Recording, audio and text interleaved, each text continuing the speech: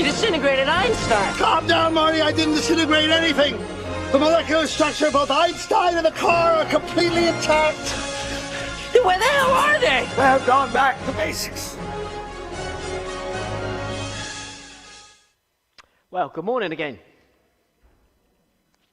Well, about a year ago, we were in the Arc. I was in the Arc cinema with my grandson, and I got this phone call. We were just waiting for Hazel to come in. She was a bit delayed. She came in the other car. She said, "I'm outside, and I think I've broken my arm."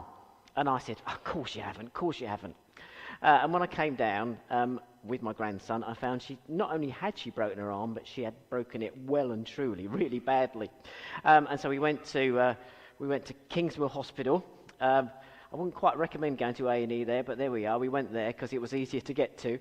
And for 6 months, they put a brace on her arm. They said, it'll heal, it'll heal, it'll heal. And then suddenly they realised that wasn't going to happen. And they said, we need to operate, and we want to do it as quickly as possible, so why don't you go to Newark, and our Dr. Mitra will do it for you. And actually, although it had been kind of a bit up and down and patchy, and we'd been a bit dissatisfied, it changed when this guy, Dr. Mitra, came in. If you break your arm, make sure you break it because he only does this part of your arm, all right? He's brilliant, absolutely brilliant, you know, fantastic. And he wanted me to come into the consultation, and I really appreciated the way that he brought me into it. Into the consultation, and he was telling me, he said, now when she comes out of the operation, you do everything, right? And I mean everything. You know, you wait on her hand and foot. So I'd kind of committed myself there. But it was great because he got the X-ray out. He showed us what he was going to do in great detail. You know, he was going to slice it open there. I can say it because she's not in, so she doesn't get queasy. He's going to slice it open. He was going to put plates, and he was going to screw this bit in and get that bit of muscle out. He said, you know, and he said that these are the risks. They're fairly minimal, but I need to tell you. And he went into great detail. And then he said, "Are you happy?" Now, I'm not normally a very good listener, and normally I say, "Can you say that again?" But actually, I'd listened intently, and Hazel had listened intently at that point, and there were a few questions, and he answered those questions really well, and at the end, she said, "Yes, I'm happy," and she signed the dotted line, and it was supposed to be 2 weeks later she was supposed to have the operation. Of course, it got cancelled, but she did have it eventually, and Dr. Mitra did it, and he did a really brilliant job. So break your arm, ask for Dr. Mitra. Make sure you break this part. I gather he only does those parts of the arm for some reason.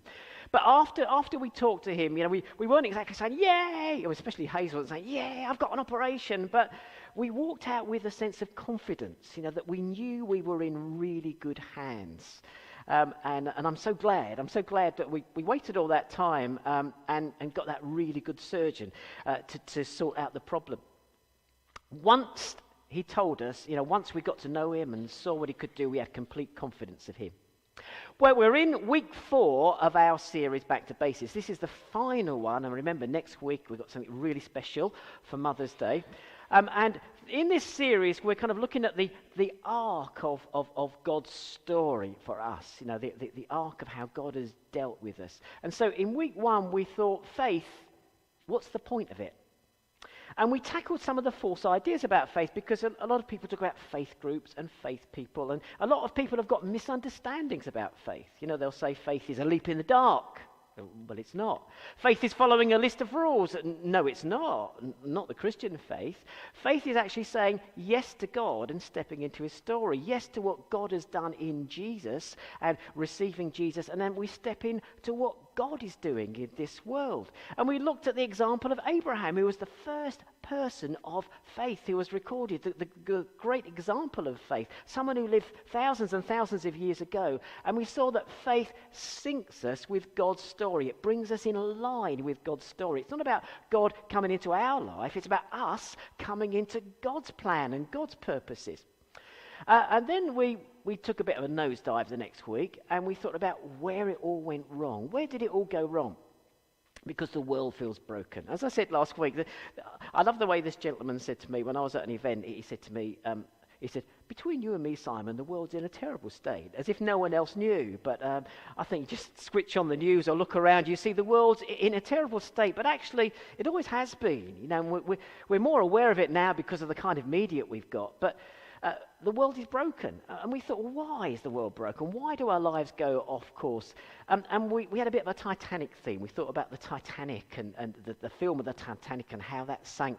But then we went to the original disaster story where it all began in the Bible with Adam and Eve, and where something came into the world, something that threw everything off course. And we saw in the same way that the Titanic was hit by an iceberg, something massive disrupted the perfect world that God had created. And it's summed up in one little word, one three-letter word, sin. And it's saying to God, get out of my life. I'm going to do it my way, not your way. And that is the root of our problems. But, to pick up that Titanic film, God didn't leave us drowning. He sent a rescuer. A rescuer actually got into the water to reach us and rescue us. And that's Jesus, who came to go to the cross. He became one of us and went to the cross and rose again. And we realized that we need to stop sinking and seize the solution. And then last week we thought, I'm fine, right? Why Jesus says otherwise. And we met a man called Zacchaeus, who was a despised tax collector in Jesus' day. And his life flipped around when he got close to Jesus.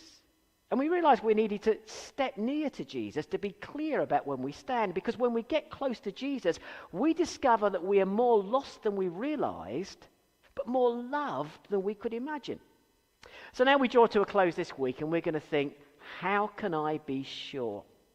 So you may not be a person of faith, and you may be thinking, I've heard these, or maybe you're here for the first time and you're thinking, I kind of follow the logic of that, but I know where you're coming from, or maybe you don't know where I'm coming from. But there's a whole lot of people out there who think differently. How can I be sure that this is the real deal?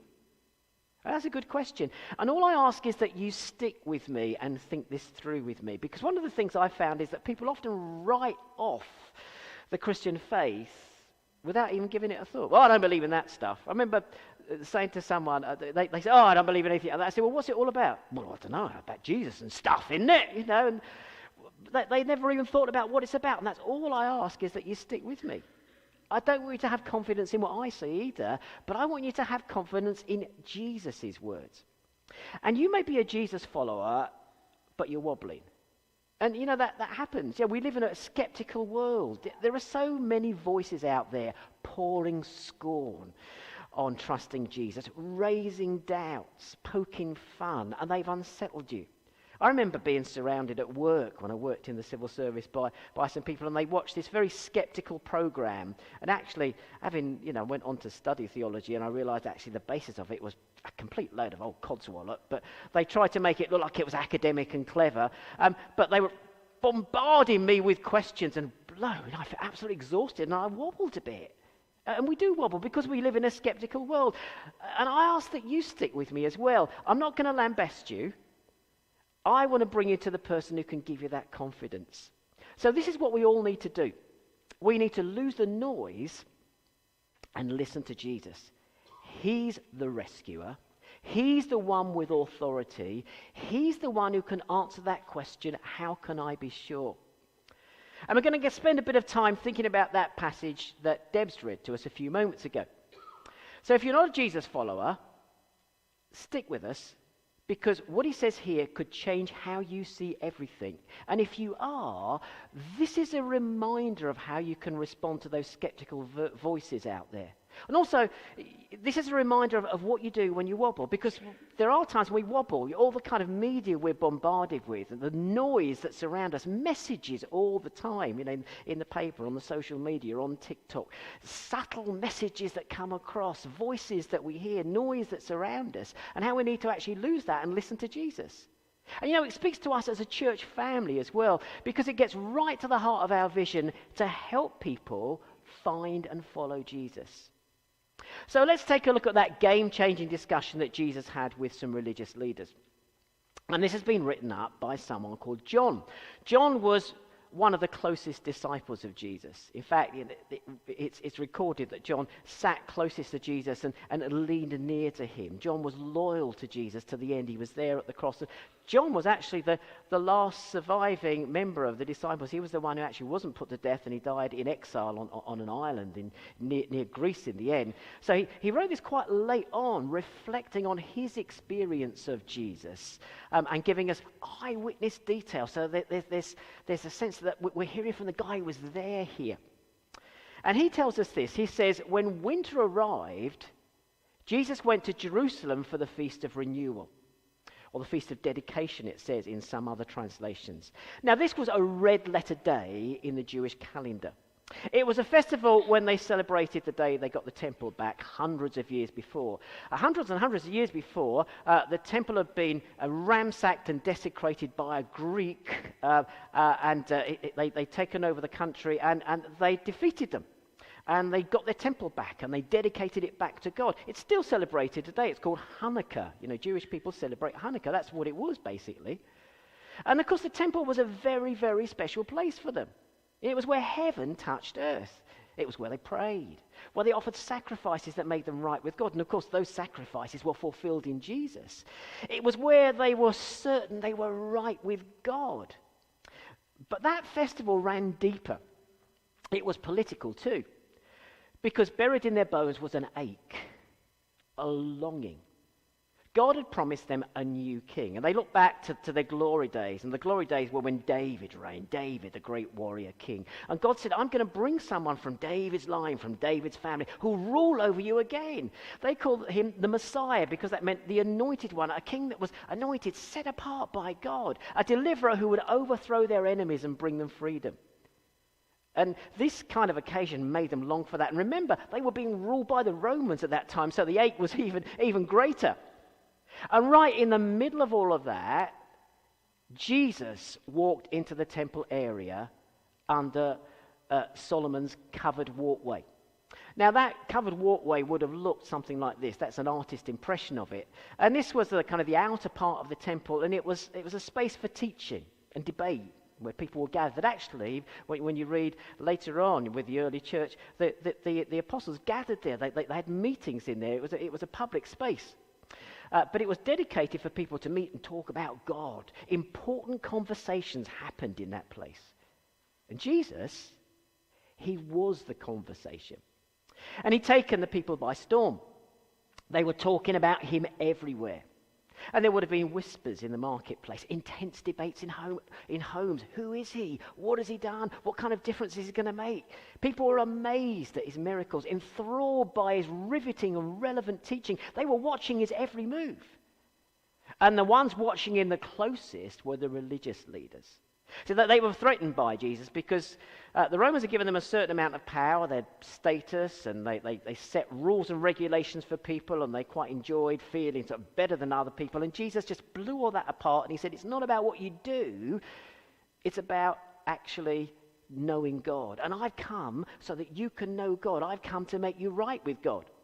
They hated Jesus because he showed them up for what they were. And there would have been plenty of them hanging around in that walkway. You know, you'd see loads of them there because that was the place they gather, that they teach people in. And they saw Jesus in their space, so they didn't waste a second. Then the Jewish leaders surrounded him and started asking, how long are you going to keep us in suspense? Tell us the truth. Are you really the Messiah, the anointed one? Now, this wasn't just a little discussion. This was an interrogation. You ever been kind of surrounded by people and you feel, slightly uncomfortable? When I was in my teens, we used to go out and tell people about Jesus, but we particularly targeted the hardest people in the town. I don't know why we did that. We were just really gung-ho about it, and we just looked for, the skinheads and the punks, the people who hung around in the town centre. And I remember being surrounded by them once, and they said, would you die for Jesus? And they completely surrounded me, and I went, I guess so, yeah. Thinking, here it comes. Then they laughed and walked away, but they were having a bit of fun with me there. But This was, they were surrounding Jesus. It's very intimidating when that happens. They closed in on him. They pressured him. They were demanding an answer. Not because they genuinely wanted to know about him. They wanted ammunition to use against him. They wanted to corner him. See, their problem was that they wanted this new king, this Messiah, but Jesus didn't fit their idea, and there was all this speculation. Is he the one? Is he the one? Is he the one? Well, he was the one. But he didn't look like the warrior king they expected. And that's because they got it all wrong. God hadn't promised a warrior king. He promised someone who would come as a suffering servant to die for his people and bring them right with God. He didn't act like the leader they wanted. So that they pushed him, hoping that they could finally pin him down and have something to use against him. And Jesus says, I've told you the truth already, and you did not believe me. That's quite dispiriting, isn't it? When you wanted to call on someone, they said, do you remember what I told you? You know, throwing it back to them. Jesus was really skillful in this kind of thing. And when he says he told them the truth, he's using a word that talks about something that's reliable, dependable, something that can be trusted, something that's God's truth, from God. I've given you it already. You've listened to me. You've been there. I've seen you in the background. And you haven't just heard what I've said, he goes on to say. You've seen what I've done. The proof of who I am is revealed by all the miracles I do in the name of my Father. Yeah, I like it when people don't do the thinking for you, you know, and actually they engage your brain, don't they? And you'll ask a question, they'll say, what do you think? And they'll kind of steer your thinking. And that's exactly what Jesus was doing here. Remember the miracles? What do you think about those miracles? You know, were they conjuring tricks? Well, no, they weren't. You've seen what happened. You've seen what my Father did through me. And there were miracles everywhere, unmistakable, undeniable. Miracles that should have made them stop in their tracks, should have made them pause and think and listen, but they weren't interested. They were resistant. Hard hearts, shut eyes, crossed arms. Didn't want to know. And it's time for Jesus to call them out. Yet you stubbornly refuse to follow me. And when Jesus talks about them being stubborn, he describes people who are strong-willed, hard-hearted and unbended. Dig your heels in defiance. And the word refuse means to actively reject, to say no. You know, I'm determined to say no. Whatever happens, I'm determined to say no to you.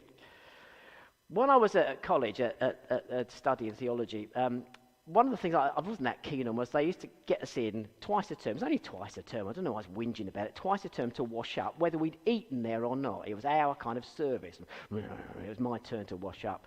It was all right. There's some of the students who lived in college were there, and they were washing up. I thought, well, they've eaten it. That's okay. And there was one girl there. She was quite a nice girl, quite a nice lady. And I was kind of a bit soaked. And I just put it on top of this little basin there, like we've got in our kitchen there. And I didn't know about health and safety. I put it in there. She said, you can't put it in there, Simon. I said, well, I'm putting it in there. I'm putting it in there. No, you can't. Who are you to tell me what to do? That was the worst thing to say. She said, well, I used to be an environmental health officer. I don't know, you can't put it in there because it's a health risk. Well, that really took me down. But, that was that kind of, who are you? I am not going to listen to what you say. Fortunately, I did actually come down at that point and said, okay. This isn't confusion or doubt in their minds. It's total resistance. There's a different thing between someone actually having questions. If you've got questions, that's great. That's what Alpha's all about. And we want to encourage you to come to the Alpha course. There's a sign-up sheet there for you to come to Alpha. Alpha's a great opportunity to ask questions and explore them, but there's some people who just don't want to know. They won't know. Like, I had an uncle, and he was like a real kind of East End boy.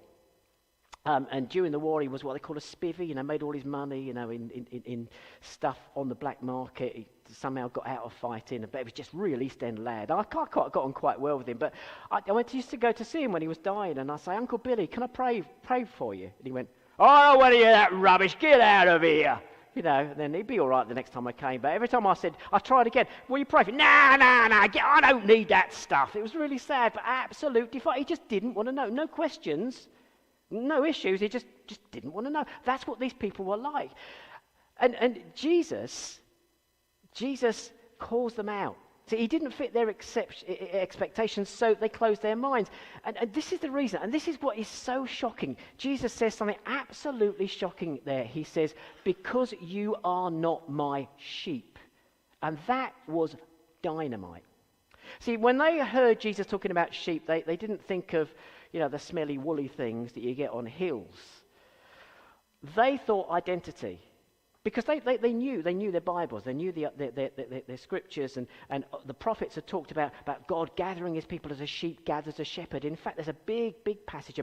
One of God's spokesmen, a prophet called Ezekiel, talked about how the rulers were like shepherds who didn't care for their sheep, and he was going to gather them like a shepherd, and that spoke about Jesus. And Jesus said, I am the good shepherd. And when you're a sheep, you're identifying yourself as one of God's people. And here's the shocker. Jesus is saying to this religious elite, the spiritual leaders, the respected teachers, the worship planners, you're not in. You're not part of the family. Because they drowned out his voice with their own noise, with their assumptions, their opinions, and their own voices. Okay, well, have I depressed you? Okay, it's time to cheer up. That is the kind of attitude we need to avoid. And as I said, it's different to having questions. You know, everyone's got questions, and we live in an age where questions are thrown at us all the time, and we want to help people work through them. And as a Jesus follower, you help your friends work through them if they've got them, even if you have to say, I need to go away and find out a bit more about that. But we don't want that mindset that they had that undermines that faith that sinks us with God's story. And so Jesus gives this the alternative, my own sheep. It's beautiful the language he uses there because it's that sense of belonging. There's a really personal word he uses in the original language there. And it's going back to that prophecy that God's spokesman gave, that Ezekiel gave about God gathering his people like a sheep. He's saying, look, this is about relationship, not religion. They were all about religion, working your way to God, following the rules. And Jesus said, no, I'm gathering my own sheep. What he's saying is, I'm going to have a personal relationship with these people. My own sheep will hear my voice. And that's what we describe as active listening. You know, the kind of listening that tunes in even when the world is loud. It cuts through the noise of the skepticism, the cynicism, and the endless opinions. It cuts through the voices telling you that you're not worth anything. It just focuses on Jesus' voice. It's to listen to what he says about who he was and why he came and to respond. And that's what faith is all about. Hearing his voice, listening to his voice, and responding. Do you ever go to Costa's? I mean, I'm a bit of a coffee. I think our coffee is better than Costa's, actually. But if you want good coffee, you want to go to Chesterfield to Society Coffee. That's the best coffee in the East Midlands, I reckon. But yeah, I go to Costa's sometimes and have their coffee and to meet with someone. And it's the acoustics there. I don't think the acoustics, whether I'm a bit deaf, I struggle to hear people sometimes. You found that? Because you're that noise. And so I have to actually really sit close and listen carefully to what people are saying. And actually, I find it quite a good place to take people to because it makes sure that I listen to them. And that's what Jesus is saying when he's talking about listening. He's saying, actually, we cut through the noise and we really pay attention to what he says. My sheep hear my voice. You know, they listen to what I say. They take my teaching on board and they follow me. That's the language of discipleship. Jesus said to Andrew, Peter, James, follow me, become my disciples, learn from me. And actually, when he talked about following me, he was using the language that actually Jewish religious leaders used when they said, you know, come be an apprentice, come under my pupillage, learn from me, be like me. So when we follow Jesus, we make a deliberate choice. We'll say, I trust you, I'm with you, I'm going where you lead me. And what follows is amazing. I give to them the gift of eternal life. Now, eternal life means we'll be with Christ after we die, no doubt. You know, we know this life is not the end. But it's not just about what happens then, it's what's going on now. It's about knowing God, experiencing his love and presence right here, right now. It's about your future destination and your present reality. That's why it's so important that we lose the noise and listen to Jesus, because Jesus invites us to turn to him and have eternal life. And if you're not a Jesus follower, I want to really encourage you to think about this, that we're not just saying, yeah, you can have and no one has the power to snatch them out of my hands. See, faith isn't holding on to Jesus. It's about trusting him to hold on to us. Now, I like, classic, classy films. And one of my favourite all-time films is The Terminator. Who's seen The Terminator? Great film, quite an old film. Now, I've seen all the Terminator. The very last one was a bit rubbish, wasn't it? But the first one was the best. And just give you a kind of brief kind of description of The Terminator. The Terminator, it's all about, there's this lady, Sarah Connor, and she's going to give birth to a son, who's going to save the world, John Connor, as Arnie Schwarzenegger said, John Connor. And a robot, or what do you call it, an android or something from the future comes to kill her. But also, someone from the Resistance is sent back to the past as well from that same time to rescue her, and his name is Kyle. And there's this lovely line, because she's under attack, this robot's after her, and Arnie Schwarzenegger's trying to get her, or the android's after her, and he puts his hand out and he says, "Come with me if you want to live. Come with me if you want to live." And not to confuse you, but you know, and a spoiler, in the next few films, actually Arnie turns good, and he says, "Come with me if you want to live." I know, he's not Irish, is he? But I did my best, yeah. I don't know why I bother with accents. But I love that line, "Come with me if you want to live." That's what faith is, actually. It's not us grabbing hold of Jesus. It's actually accepting his invitation that he grabs hold of us. No one can snatch you out of my hand. Okay, well, let's bring this into land. How can we be sure? How can we lose the noise and listen to Jesus? And there is so much noise out there, isn't there? You know, from social media, from the papers, from what people tell us. But if you're exploring faith, try this. Take 5 minutes, maybe in the car after school drop-off, or on your lunch break, or before bed. You know, the time you might be spending scrolling through TikTok or watching YouTube videos. Think about those words of Jesus, "My sheep listen to my voice." Think about how you can be one of his people and listen to his voice. And ask yourself this: what if Jesus is really speaking to me right here, right now? What would he be saying? You might be surprised at what service is. Just open yourself to that. You know, for all of us here, Jesus followers or not, and if you're not a Jesus follower, you get to try this for free. Whether you're managing a team, raising toddlers, looking for a job, trying to hold it all together, when the noise rises, when panic opinions and endless updates come your way, ask yourself, what voice am I tuning into now? Yeah, there's so much noise going on, isn't there? Are you listening to the voice of the skeptic on YouTube?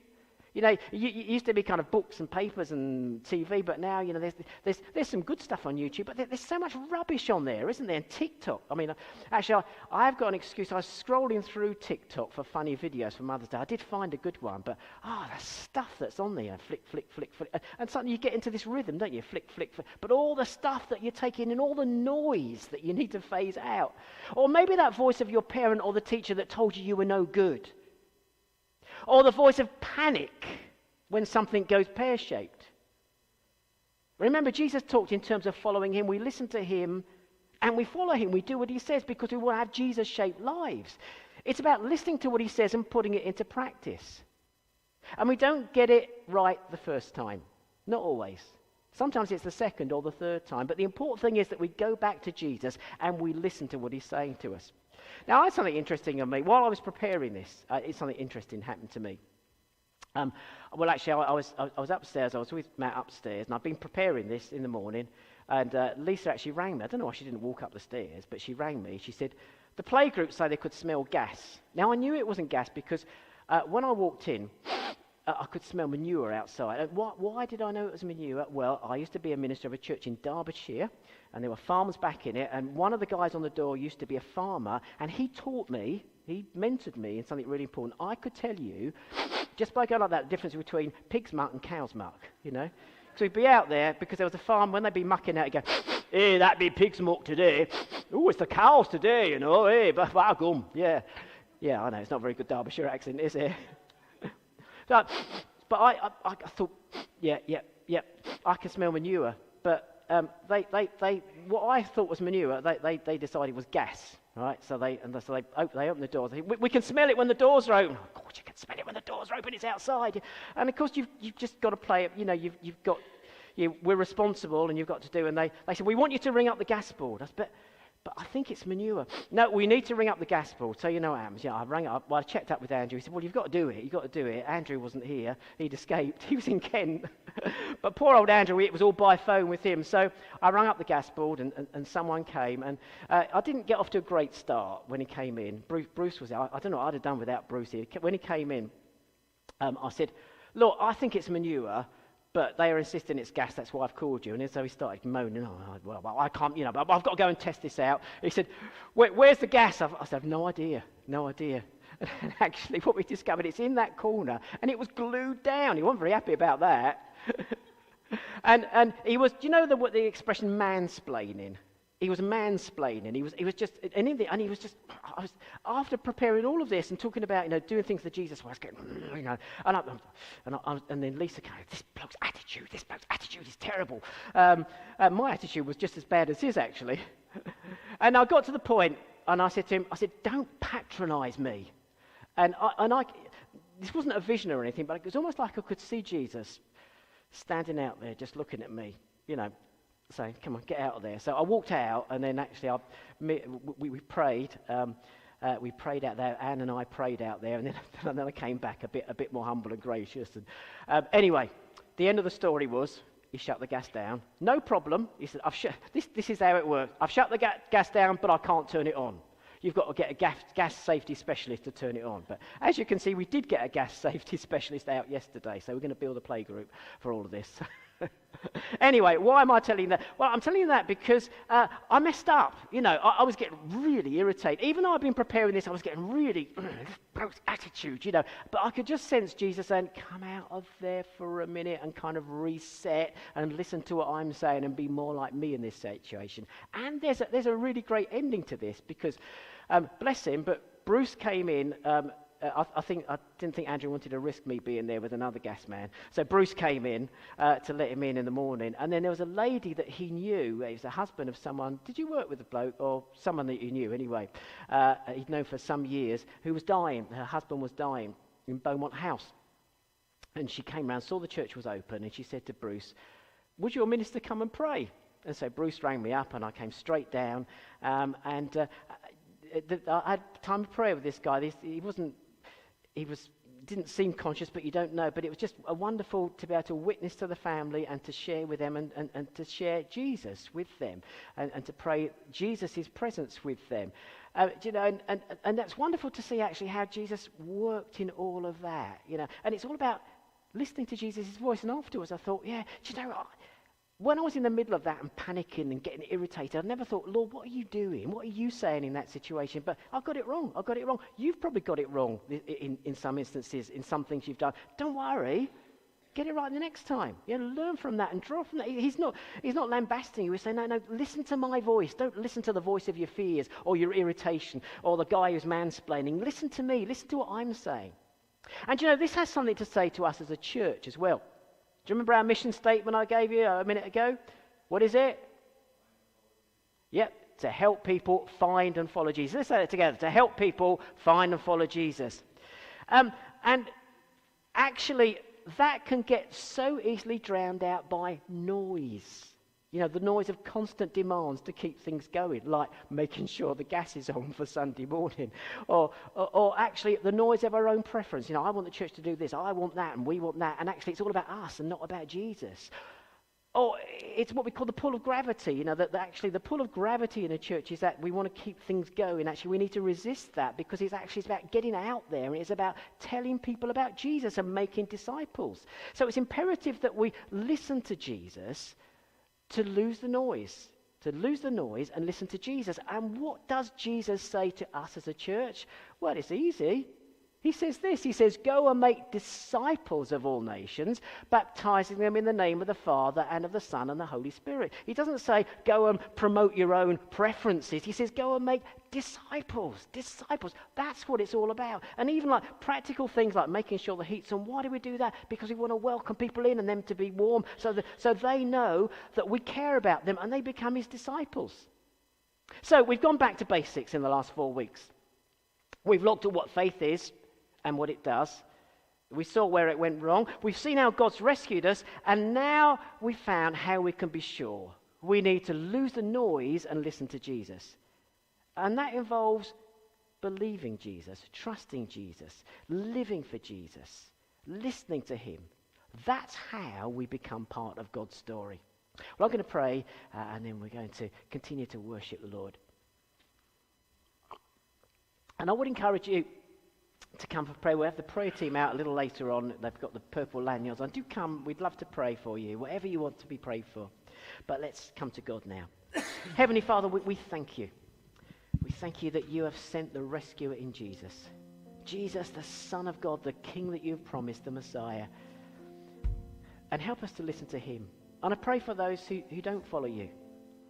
Thank you that they're here today and they may have questions and they may just want to take one tiny step. Just to say, okay, help me listen to your voice.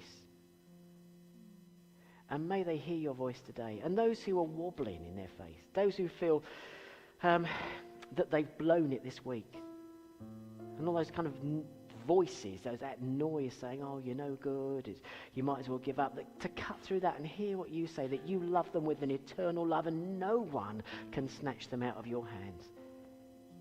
Heavenly Father, be with us, make us more like Jesus, and as a church, help us to find and help us to enable people to find and follow Jesus.